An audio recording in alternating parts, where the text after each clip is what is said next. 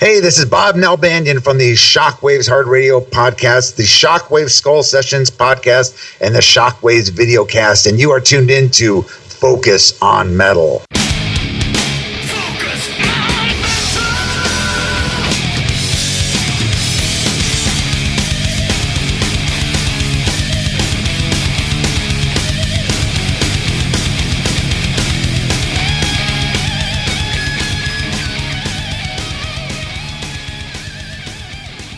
Hey, Metalheads, Scott here. And Richie. And, we're coming to the final show of 2023, and not even really a show. This was really just something that meant a lot to us, and we just thought we'd say a few words and just kind of give some feelings out. And that is that it's been a year since we have been without Bob Nalbandian, and Bob passed away December 30th, 2022. Surprise to a lot of us, and I know, Bob's was always super with us, huge help with the show, always, giving advice and feedback, coming on all the time, and it's just kind of like hit me that it's been a year, and it's crazy, and I know if those of you that subscribe or you regularly see the file icon, you may have noticed that for the bulk of 2023, with the exception of the maiden episodes, that I've been using a Bob Nalbandian file icon for the entire year, just basically in honor of Bob. But I mean, can you believe it? A year? No. I can't believe it. I couldn't believe it when I was sitting in here and found out. But I mean, if you guys go back and know, if you've been with us for any length of time, you know that Bob has been involved with the show. He was really with the beginning. He was doing stuff with us, so almost like an unofficial. He's been involved in host. A lot of shows. Yeah, absolutely. And I know he loved Focus on Metal for a while. We were actually all on the same network together as well, and just a good friend too. I mean, Bob gave me my first movie credit. Yeah, he was just a good guy. Yeah, good, honest, and a huge loss. A huge loss for the metal community, for the documentary community, just with everything. I can't say a good His documentaries, good stuff. If you haven't seen them, Inside Metal. Yeah, and he did one on Trash, didn't he? And I can't think of the names of them now.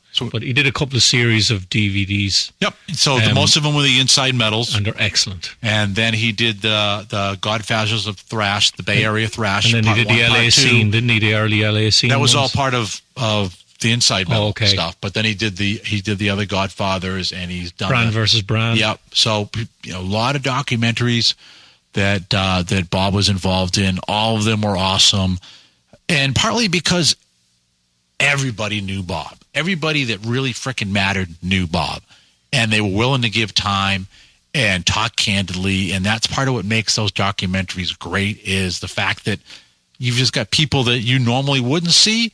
And it's just like when they were on his show. They're just shooting the shit, having a good time. And, just like I said, just a really stellar guy. I definitely kick myself for not accepting the invite to do NAMM with him one year. That probably would have been plenty of stories there, but it just wasn't in the cards. But always willing to give time and stuff. And I know I emailed him and stuff pretty regularly. I think you did too. I did, yeah. And it just again, Bob's been gone for a year now, and I just felt like deserved a little recognition, at least from this show, because he definitely meant a lot to us. He did. I missed the guy. Yeah, oh yeah, big time. Funny guy, knowledgeable, opinionated. I loved him on the Classic Metal Show. Yeah, I mean, you can't get more of an OG guy, really, than Bob. Probably like Ron Quintana, probably be on the same thing. But, Bob was the guy that was going out looking for records with Lars. He did one of the first fanzines. Mustaine was a friend of his. Mustaine and was Marty a friend Friedman. Yeah, I mean, all those guys. It was, I'm sure, Bill Hale, who hasn't been on the show for a while, but I still correspond with Bill quite a lot. I'm sure he would have plenty of Bob stories as well. But Bob was baked into the metal scene right from the beginning. Yeah, amazing guy and so freaking knowledgeable too. It was his first interview. I think he was 16 with Ronnie James Dio. Rode his bike to Dio's house. Yeah, that's a nice interview to get first up. Insane. Yeah, in fact, the when I was watching the so I finally got the Dreamers Never Die DVD, and there was Dio's house, and that first thought was, Bob rode up that driveway on his bicycle, the fucker. Yeah. Missed the guy. I do too. Yeah, all the time. I think Matt Hartnett is putting out the old Skull Sessions episodes where they'd have like debate episodes on the Sabbath discography or the Maiden discography and stuff like that. I believe he's been putting them out periodically.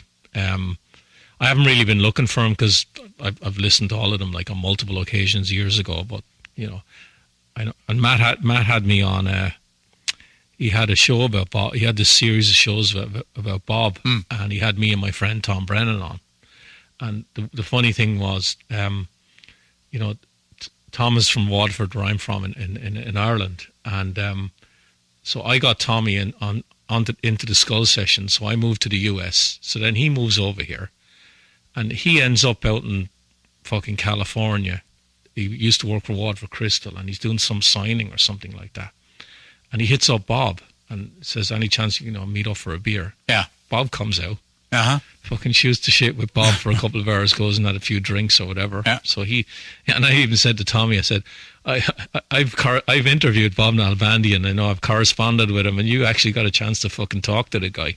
Yeah. He said, yeah, just fucking real down to earth, just a really nice guy. Yeah, a super guy. And like I said, gave me my first film credit with the first Inside Metal.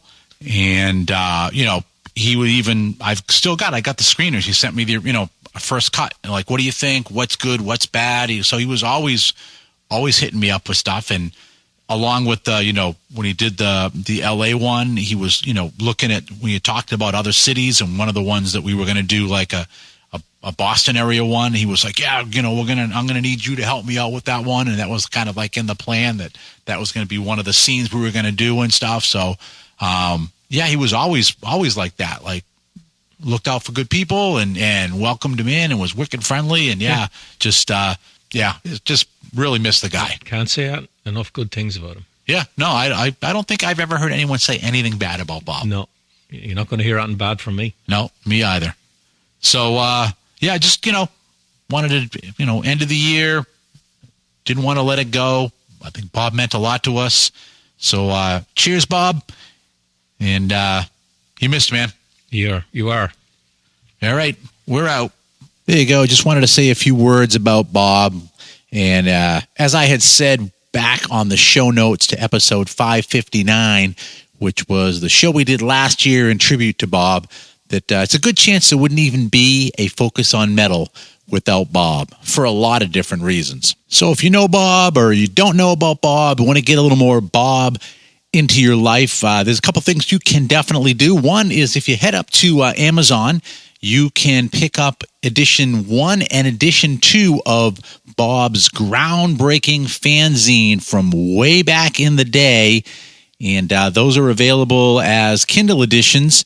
And I know at one point Bob was going to try to continue to do that and do more of them. But if you wanted to see, issue number 1 has got a picture of Girls' School on the cover, or if you want to see the Headbanger issue number 2, like I said, head up to Amazon.com. Either look up the Headbanger or look up Bob Nalbandian as author, and those are there available for download from Amazon. And no, we don't get any kind of affiliate cash, nothing like that. This is just straight out letting you know that stuff is out there. So you want to revisit back early days of fanzines, and Bob was early days of fanzines, check that out. Also, you want to check out some of the great documentaries that Bob did. You can find them either streaming on all kinds of streaming services nowadays, or you can get the DVDs at Amazon. And, we kicked it off with the Pioneers of LA Hard Rock and Metal. That was the first part of Inside Metal, and there's a part 1 and part 2 of that. So it digs into all the hard rock and stuff, before the whole big LA scene explodes, and bands like Snow and stuff like that. So if you want to dig into that, Inside Metal, Pioneers of LA Hard Rock and Metal, parts 1 and 2. And then he followed that one up with the LA Metal Scene Explodes, part 1 and 2, which is kind of more about a lot of the stuff that we all kind of know. But Bob gets into it even deeper, talks to all the players like he always did, and that's a great one. And then he followed that up with The Rise of LA Thrash Metal, part 1 and 2. Stuff like Megadeth, Testament, Dark Angel, Armored Saint, all those bands. Another great part of Inside Metal. And then, he kind of went and he started to do, like I said to Richie, he was going to start doing a lot of the cities. And the first one, pretty damn obvious one to hit, was the San Francisco scene. And so he did do Inside Metal presents Bay Area Godfathers, part 1 and part 2. Again, those are streaming nowadays, or you can go to Amazon or other places, get the DVDs. Urge you to get those if you're a metal fan, because there's some really great stuff in there. Talked to a lot of people that, maybe you never even heard from before, but Bob was friends with pretty much everybody, so there's great interviews there. One of the last ones he did was called Band versus Brand, and I know we did a show talking about that one as well, but that's another great documentary of the balance between, is it a band or is it a brand, and how you balance all that out.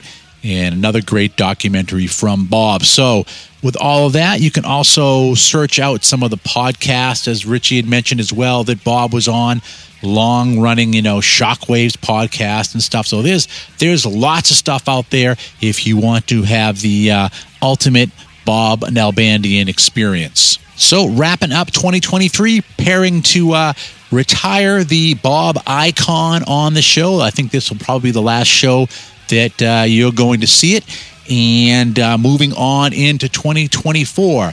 So with that, that's it. There ain't no more. Stick a fork in it. This puppy is done. So for myself, Richie, and everybody else here at Focus on Metal, have yourselves a great metal week. And until we talk to you again next time, as always, remember, focus on metal. Everything else is